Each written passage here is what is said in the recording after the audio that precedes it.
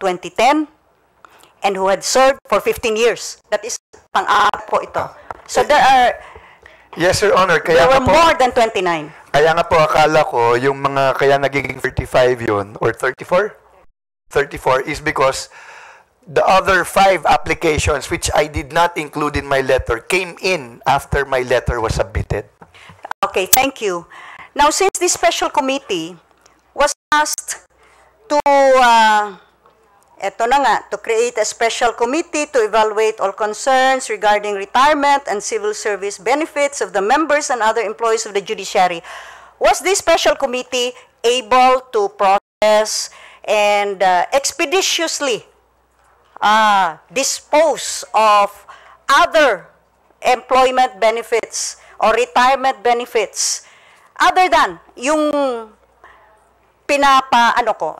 yung the 34 survivorship benefits that we are talking about? Were you able to expeditiously dispose of other applications that do not fall under these survivorship petitions?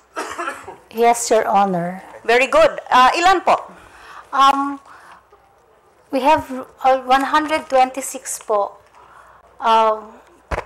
We have processed and submitted, and the court has acted on them already po. 126 po. So I must congratulate your expeditious disposition of these cases or petitions or applications which did not involve survivorship benefits of those judges and justices who died prior to the effectivity of Republic Act 9946. Yung ibang mga petitions or applications, pensions or other benefits were dispensed with expeditiously. So it was with speed, with efficiency, and ano pa ba yung efficient. Tama po ba, Attorney Papagombio? 126 of these. Yes po, that's what we did po. Opo. So, tanong ko lang po, kung ganun ka-expeditious yung pag-dispense nyo or pag-dispose nyo of those 126 petitions which did not involve survivorship benefits, the very same survivorship benefits that had already been upheld 271 times as per recommendation of the court administrator, why couldn't you dispense with the same efficiency and speed with these 34 cases ngayon? Your Honor, the committee found issue po, based na rin po sa wording po ng Section 3B. Opo. And based na rin po dun sa mandate po ng court under the memorandum order. And Yes. also, we are guided also by the court Let us just pronouncement. translate that to layman's terms. Opo. You found issue, ibig sabihin, kahit na yung Korte Suprema sa 271 petitions previous, doon po na plinoses ng court administrator na ibigay itong survivorship benefits, kahit na ito po ay naging hindi naman na i-question, na i-revoke, at walang controversy na na-raise ng 271 cases. Ngayon po, ang issue ninyo on the 34 was whether or not these same survivorship benefits should be continue to be given. Yun po ang issue. Tama po ba? On our understanding of our mandate and the wording po of the law, yes. Your Honor. I'll repeat. Yung issue po ninyo, kahit na 271 times nag-ruling na ang Supreme Court na ibigay itong survivorship benefits for those specific spouses falling within that category, as far as you're concerned, yung issue ninyo, you do not believe ibigay yon. Kaya kailangan nyo yan isettle. Tama ba? That's the controversy that wanted to settle. It's an issue that we wanted to be clarified on. It was an issue that you wanted to be clarified. But we do not necessarily... Let's focus on that issue. But you agree. That's yun lang naman ang issue. One of the issues No. Let's not talk about other circumstances, tulad nung rinaise nyo na issue na may question si court administrator tungkol about this particular judge, that's about the issue of whether or not he had served 15 years. Specific lang naman yung condition natin dito. So, yun lang ang issue. Na, yung ano kasi, yung recommendation ni Court Administrator Marquez 271 times, ibigay to. At in-uphold ng korte. Your issue was, dapat hindi to ibigay. Kailangan natin i-clarify. Tama ba? Again po, when we started discussing, hindi naman po namin inisip na hindi siya pwedeng ibigay. We just wanted to raise that issue because the 271 are court actions and individual applications. Right. You wanted to raise that issue.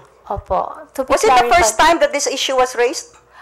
It was raised by the committee when it was first created. So it was raised at the committee. Opo. During those 271 times, in a span of ilang years po, Court Administrator Marquez? More or less 5 years po. In that span of 5 years, was this issue ever raised? Would you know? Attorney Gombio? Siguro lang po, Just yes or no?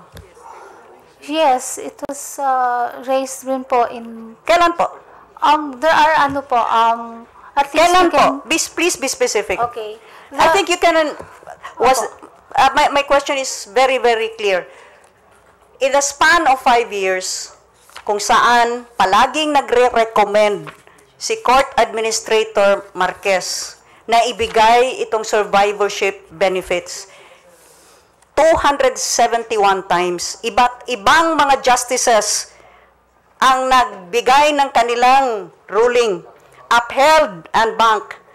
Was the issue of whether this should be given ever raised in those 5 years and in all of the 271 cases? Please be specific if you say that this was raised. At least the issue on retroactivity po, Your Honor. The That is really resolution, that Apo, is always the issue. Apo, Your But Honor. let's talk about the 15 years, ha? Apo. Do not mention other conditions. Shall have served for 15 years. And retroactive to when the law took effect. Yun lang naman ang reckoning point So, was there ever an issue about the grant of these survivorship benefits to the 271 surviving spouses? Your Honor, the way I understand your question po, so you're asking po, sa 271 na yun, and all those judges have completed the 15-year service requirement, was the issue ever raised? My answer is no, Your Honor, but it was, the issue of retroactivity was raised in other cases. Kaya nga, let's not go to other Opo. cases. So, yes po, Your Honor. Please. So that's why We are confusing the public that is watching us. You're not confusing us, Opo. but you're confusing the public. sorry, Your So, Honor. I'm just saying, Let us no be po. honest to the Opo. I think my question was very clear. Kasi sinabi nyo na erase sa committee. That was specifically the issue. You admitted. Yun lang naman yung issue survivorship benefits, which Administrator Marquez had consistently recommended for the grant of such survivorship benefits 271 times 5 years. When the committee was created, or perhaps even before the committee was created, this issue was raised. Tama po ba? Alin po ang nauna? Na-raise yung issue at ginawa yung committee? Or create yung committee at in-erase yung issue? Maybe, because Yeah, please answer truthfully. sorry po, I know of the issue only when the committee was created, so I don't really know if that issue was created before the committee. Would Attorney Fabian be aware kung alin po ang nauna doon? In my recollection, Your Honor, in my position kasi as part of the legal team sa OCJ, sometimes you are also asked to help review yung mga recommendations to the court. Please And- answer my question. Yes po. So, we recall... Was this issue raised prior to the creation of the special committee? Or was this issue raised suddenly when the special committee convened, of which you're a member and of which the chairperson, Attorney Ana Lee Papagombio, is the chairperson. So when we were reviewing the applications, Your Honor, So it was we were trying raised, to understand. Sandali po, ba't kayo nagre-review? So nagawa na ba ang committee noon? Kasi yung nagre-review, as I understood prior to the creation of the committee, was the Office of the Court Administrator. Because some applications, Your Honor, are submitted to the OCJ, to the Office of the Chief Justice, which is endorsed to the court and bank. So are you saying now that this issue was raised prior to the creation of the special committee? This is pursuant, Your Honor, to what the court found are conflicting. Yes or no? But kasi, Your Honor, if I may beg your indulgence, kasi parang hindi po kasi siya parang direct na yes or no. Kailangan, sa tingin ko po, mas magiging klaro po kahit sa ating manunood, kung maintindihan po nila yung climate, na hindi po ito basta na lang po lumabas. Ang intention po kasi ng court ay, dahil doon sa nakikita nilang inconsistent decisions, No, we're talking here purely on the 271, ha? Let's not talk about inconsistency between survivorship benefits being granted to judges or justices who may not have served for 15 years prior to the effectivity of this law. yes, Your Honor. We are, let's be very, very specific po. Kasi yung 271, admitted na po yun eh. Pare-pareho yun. Walang nag-deviate dun sa mga conditions set forth. So, di tayo mag-uusap ng mga inconsistencies in other retirement benefits or in other instances. So, simple lang question ko po. Was this issue regarding the grant of survivorship benefits specifically that pertain to the 271 recommendations that the court administrator had forwarded to the unbank? Was this issue na dapat mali yung hindi dapat ganun, kailangan we have to study this kahit na 271 times na yun, pero court administrator Marquez probably is taking the wrong position. So sandali, let's restudy this. Was this issue raised prior to the creation of the special committee or after the creation of the special committee? When we were already reviewing the applications, Your Honor. So this and was, if we may just put was this on record, prior Your Honor, to the creation of the special committee? If my recollection is correct, Your Honor, this was when we were already reviewing the applications po. So the And we special have committee no was already created? I would say so, Your Honor, in my recollection. So this And yeah, kasi the hahaba na- 271, Your Honor, we are not aware of that. We were only looking at the applications before the committee. Hold on. You were not aware of the 271 cases There that were were upheld? 271, so we were... You were not aware of this? When did you join the Supreme Court, Attorney Fabian? 2013, Your Honor. 2013. This committee was created in 2015. In the 2 years that you have served, and you were assigned to which division po or which department? I'm with the Office of the Chief Justice, The Your Honor. Office of the Chief Justice. Yes po. So you joined 2013, Yes po. and when you joined, nasa Office of the Chief Justice na kaagad kayo. Yes po, Your Honor. Opo.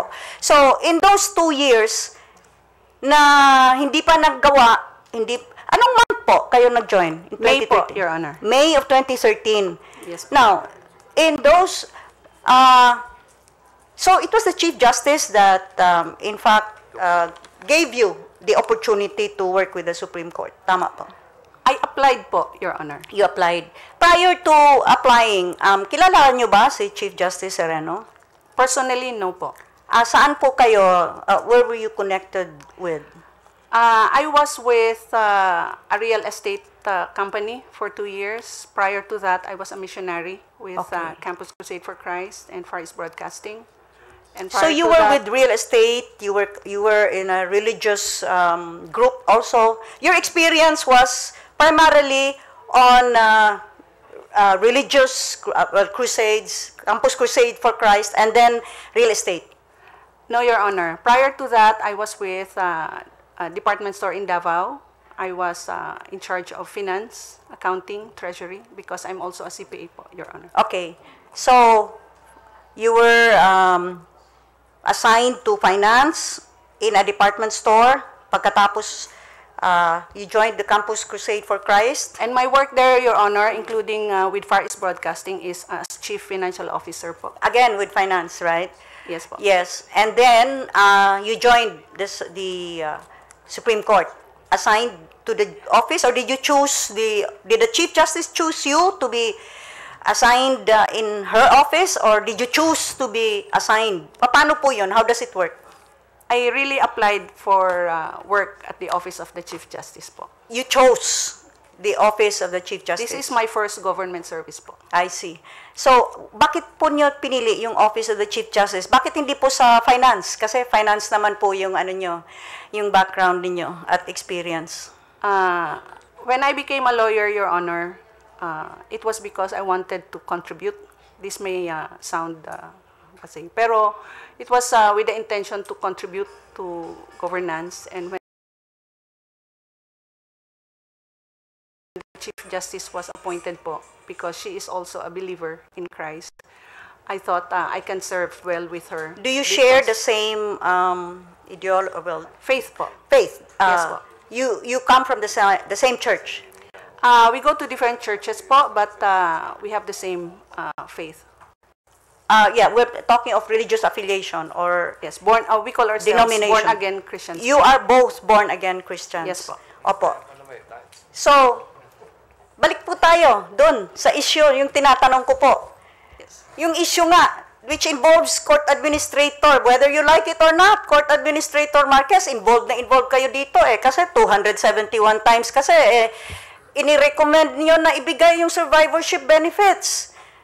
Upheld 271 times by the Supreme Court. Yes, you've been wanting to say something with the permission of the chair? Your Honor, with my experience in the court, in the Supreme Court, I started as a law clerk, and I was a law clerk for more than a decade. Whenever a case, whether that is an administrative matter or an adjudicative case that is assigned, raffled to a member in charge, and then that member in charge will study the case and then will make his or her own recommendation to the court and bank or to the division.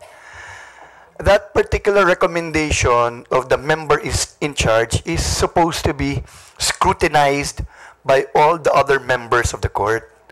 So, if I may answer your question, Your Honor, regarding the 271 instances, was there ever an issue about those 271 instances? My answer there would be yes. And how many times? 271 times. Because every time a particular application is brought before the court decides or issues a resolution or a decision, all the members who participated in the deliberation should have either concurred or dissented. So in all those 271 times, Your Honor, I believe that all the justices who participated in the deliberations of those 271 times must have thought of that issue, whether or not these surviving spouses of judges and justices who have departed prior to 2010 should be covered. So that's in other words, this was well deliberated. This was well scrutinized, debated upon, and finally agreed on by the majority. That can only be the conclusion, Your Honor. At anong nangyari? Anong nangyari nga 271 times after it had undergone all scrutiny, discussion, debate amongst all the justices? Anong nangyari 271 times? What was upheld? Granted po, Your Honor. Granted na all are covered, all should benefit. May nag-question ba in any of the 271 May na-revoke ba? Wala po akong alam. Meron ba nag-file ng any action against any of these 200? I am not aware of any, There never was. most probably, Your Honor. Okay. So, may I go back to either Attorney Fabian or the chairperson of the special committee, Attorney Gombio. So, would it be safe to say ngayon na raising this issue now was really the first time that this issue questioning the recommendation of Court Administrator Marquez in his recommending the granting of the survivorship benefits, this is the very first time na raised yung issue. Na, in other words, andun yung, hindi dapat yan ibigay. Kailangan we should subject this to further study. Tama po ba? If I may, Your Honor, in the committee report, and which was also cited in the decision of the court, there is a mention here. Yeah, we'll go to the committee report soon, your memorandum. Kasi yung ano po, question niyo po. Doon po ito na-erase sa committee. Apo, yung question niyo po, Tapos na to about this may was 15 raised years when the service. committee was created. Okay? You established that? Yes Tama po ba? Ito po yung at least 3 cases po na magkakaiba ang decisions. Pero meron kasing isang case dito na na-mention din ng even ng court na yung 15 years na service po. Initially, the spouse was granted pension benefits, but later po, ni-revoke din ng court yung survivorship pension benefits niya. Are you referring to The case of, ano po? Grupa or Vilches? Apo, Grupa po. Grupa? Yes, Would po. Court Administrator Marquez kindly answer this issue?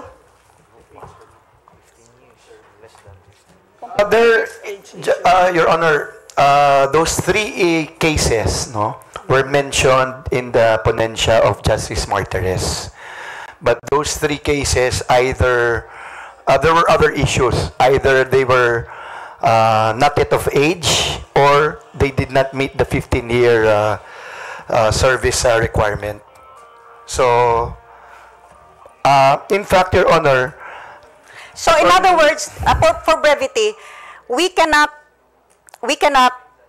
liken what we had tried to categorize ngayon, itong 271 po. I would believe so, Your Honor. But to hindi be yun- fair with Attorney Fabian, Your Honor, she's right, because there was one recommendation from my office which I signed, recommending to the court to revisit a particular case. Yes, this was mentioned earlier nga. And would you kindly explain what this was all about? Okay, meron, as I mentioned yesterday, no, meron po kasi tayong 2 judges. Particularly, I was focused on the 2 judges who were assassinated while in the service.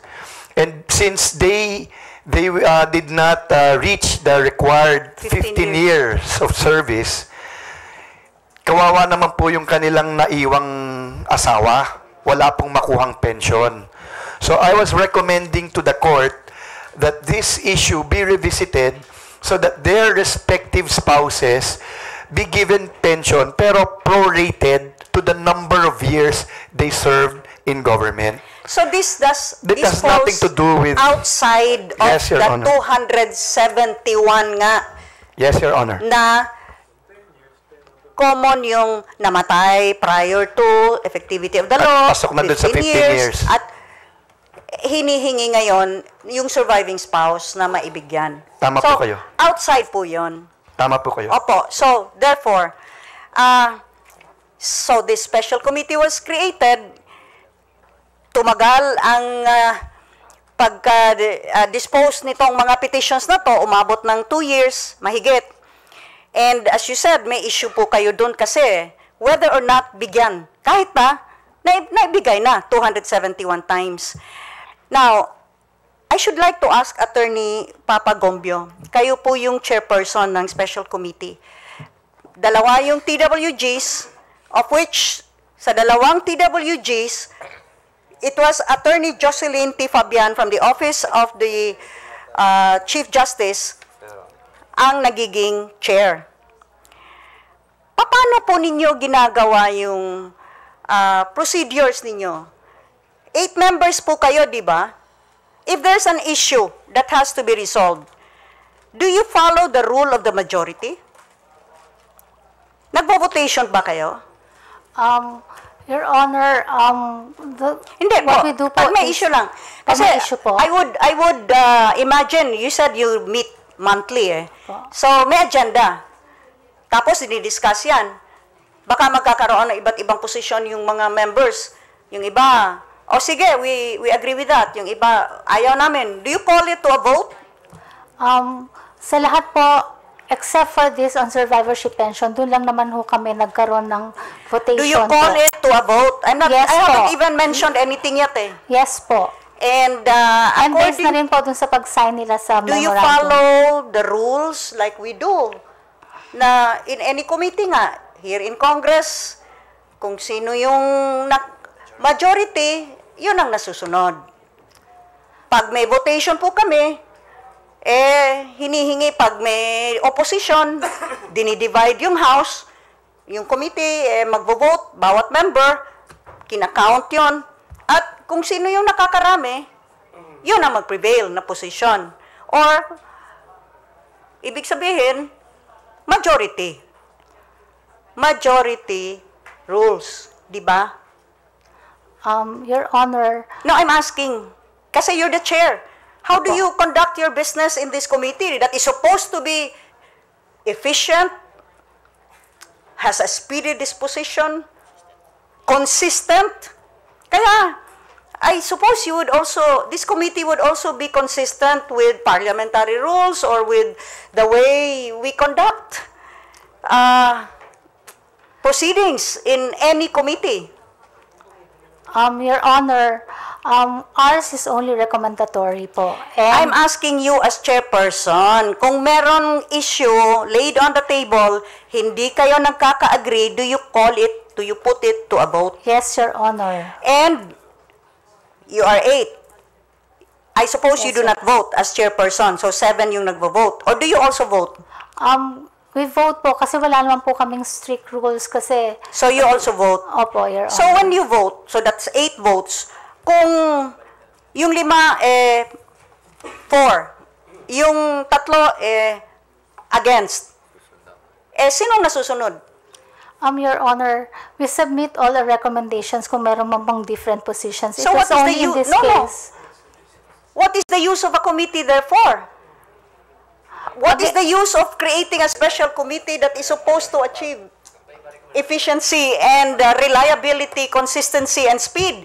If after all, you would submit all the different positions.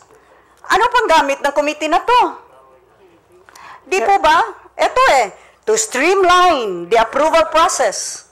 There is a need to create a special committee to evaluate all concerns. Ito, kung ganun pala, all positions isasubmit? Hindi naman po. Actually po, our understanding of our mandate is really to evaluate po the concerns regarding retirement benefits and to submit to the court What is our your research. understanding of streamlining the approval process? In terms of, ano po, ang How do you streamline po, streamline the approval process una po is really to settle the issues if there are any. at the committee level? Opo. And then, kung may issues po that need court clarification, we submit How to do the you court. settle an issue? Is it by majority vote or it's by one by one vote? In a sense po, one vote po for each, and we don't really consider a majority Oo for nga, each time. Basta we one man, submit one po vote, our- but it's a majority. What do you mean you don't really consider majority? ang ibig ko pong sabihin po, whether is a majority, isang beses lang po ito nangyari, and dito po yung sa survivorship pension benefits. We presented, syempre the committee members would voice out their position po in in the committee level po. And then we will see, ito yung position mo, ito yung position natin. But we don't really submit as one committee, ito na yung position natin kasi yan ang nanalong majority. Because our understanding, What is the committee? our understanding po of our committee mandate is really to research po and evaluate and then give it to the court po for their consideration po. So, yan po, ours is only recommendation po.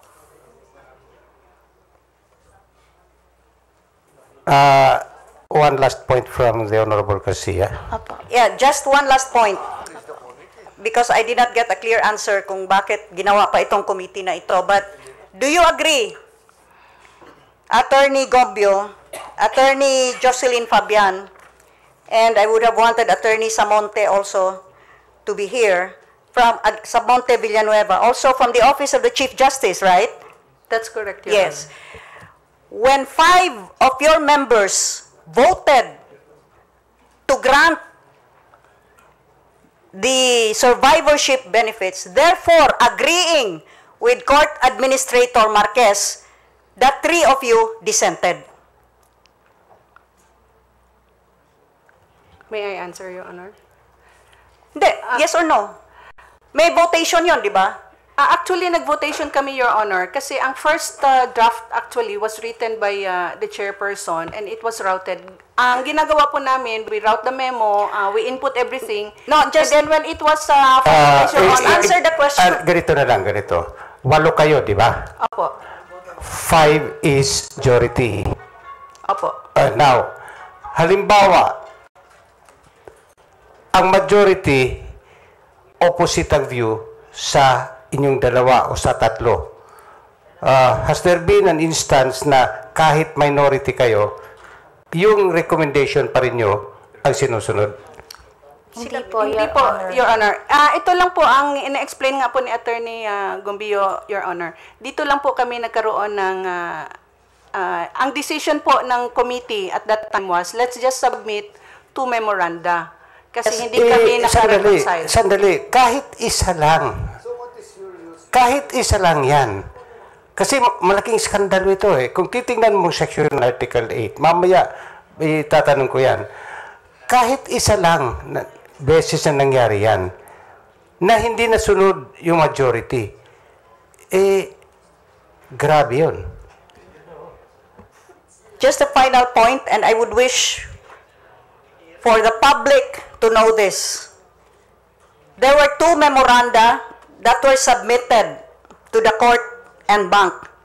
The first memorandum on a voting of 5-3 recommended for the grant of these survivorship benefits. 5-3 yung voting. 5-4 the grant of these survivorship benefits, therefore upholding the recommendation, the consistent recommendation of Court Administrator Marquez 271 times, at 3 po yung hindi nag-agree.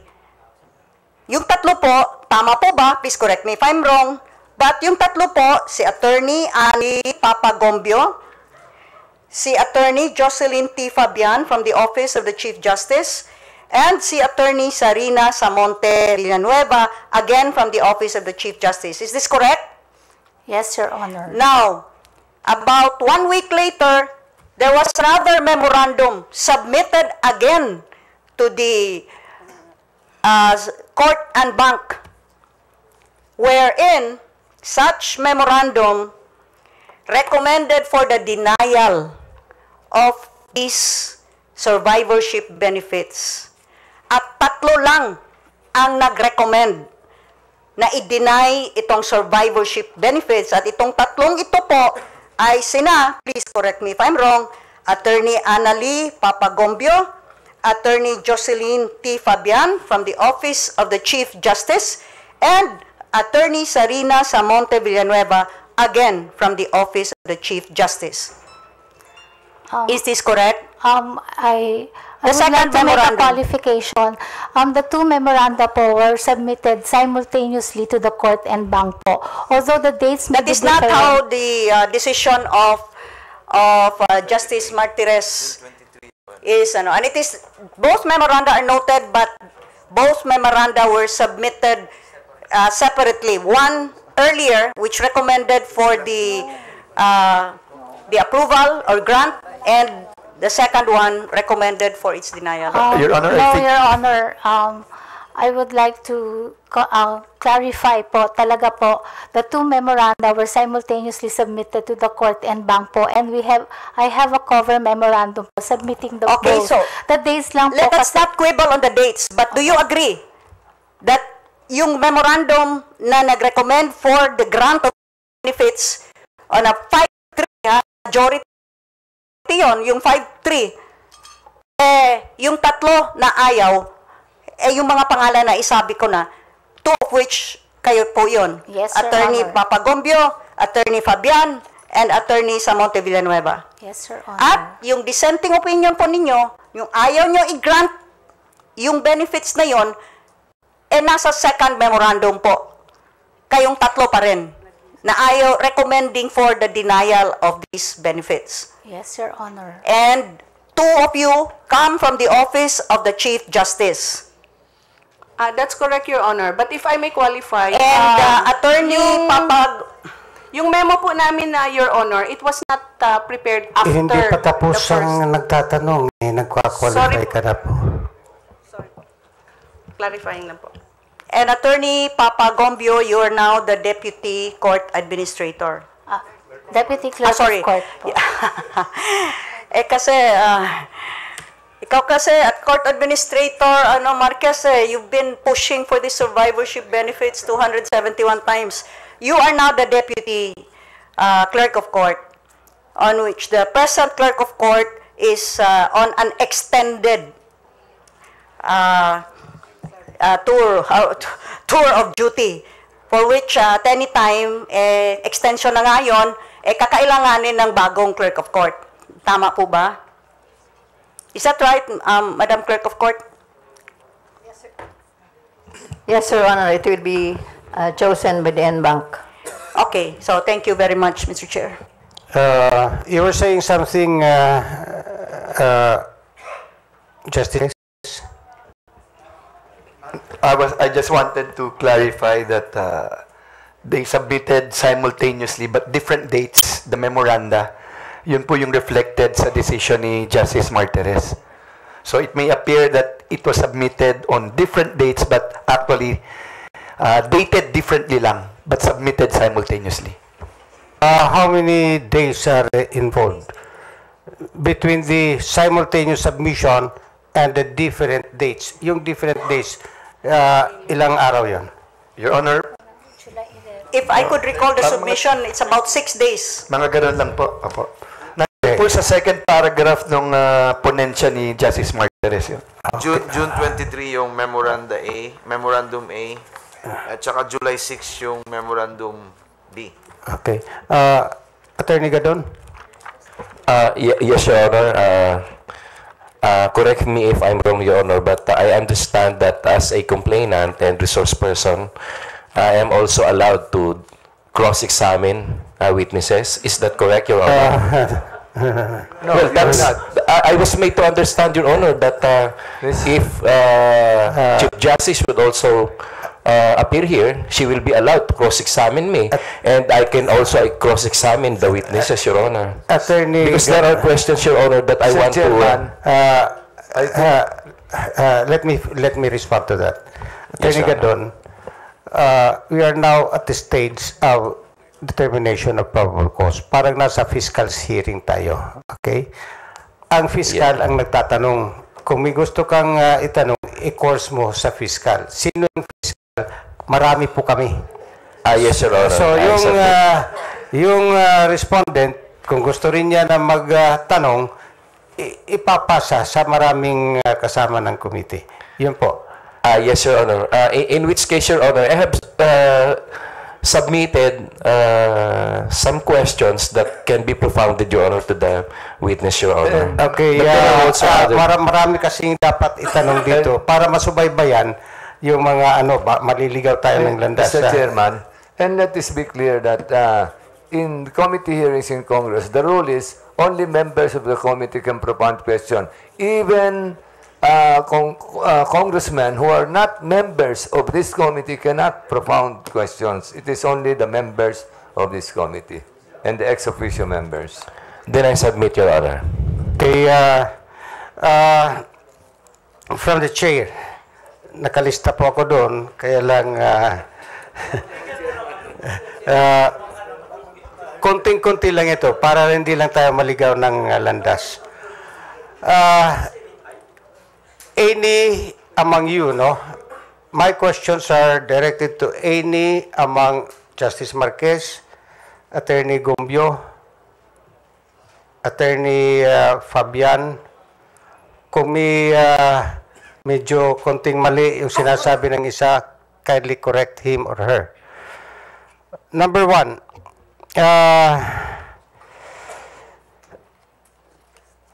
itong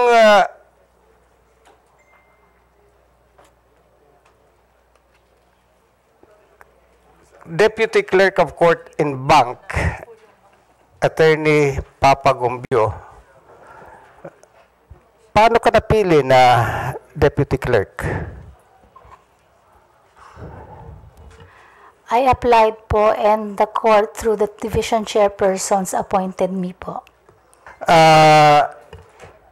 When you say division chairperson, ang Chief Justice po to? Bali po si Chief Justice and the two division chairpersons are Justice Carpio and Justice Velasco po. So yung tatlong mga Senior po. unanimous sila. That's what I received po. And you were appointed when? I just refer to my service record po. So as Deputy Clerk of Court and Bank po, I was appointed January 22, 2016 po. Before that, you were with what? I have served only one Chief Justice po, no? And then after po, no, since 1999, I have been with the Clerk of Court and Bank po, Office of the Clerk of Court and Bank. Okay. Attorney Fabian, I understand that you came from a real estate company and you came in what year? 2013 po, Your Honor. 2013, and you applied with the Office of the Chief Justice or with the Clerk of Court? I just sent my letter application, Your Honor. And, To? I addressed it to the Chief Justice because that's where I am applying. That's exactly my question. Bakit Yes po. ipapaano? Idiretso mo na. Hindi You ko po applied with kasi the Chief alam ang Justice. proseso, Justice. You applied with the Chief Justice, correct? Yes po. Okay. Ito yung problema natin, ano? Batas muna ang anuhin ko, tatalakayin ko. If you have a copy of the Constitution, kindly refer to it. Section 1, second paragraph. Judicial power includes the duty of the courts of justice to settle actual controversies involving rights which are legally demandable and enforceable. Katulad nitong survivorship claims. Okay? As they are anchored on Republic Act 9946. Okay? And to determine whether or not there has been a grave abuse of discretion amounting to lack or excess of jurisdiction on the part of any branch or instrumentality of the government. Justice Marquez, ang survivorship claim, sabi mo, pag lower, first and second level judges, pinapasa sa inyo. Tama po yun. Sa office mo. Yes, Your Honor. And then from there, it goes direct To the Office of the Clerk of Court and Bank. Office of the Clerk of Court and Bank. Ito parang internal claim ito. Does not involve another agency. Supreme Court lang. Yes, Your Honor. Kasi po RA 910 as amended by 9946. Okay. For justices and judges. Okay. Now, walang pagkakaiba ito, itong RA 910 at RA 9946 sa SSS law at saka GSIS law on retirement. Is that correct? I'm not very familiar, Your Honor. I'm sorry with the SSS law and GSIS law. Okay, yung SSS law, private sector employees are entitled to retirement benefits. They file it with the Social Security Commission, GSIS, on the part of the government sector. Kaya ko tinatanong ko ito, because we have Republic Act 101541. This is dated, approved, in fact, on July 14, 2011.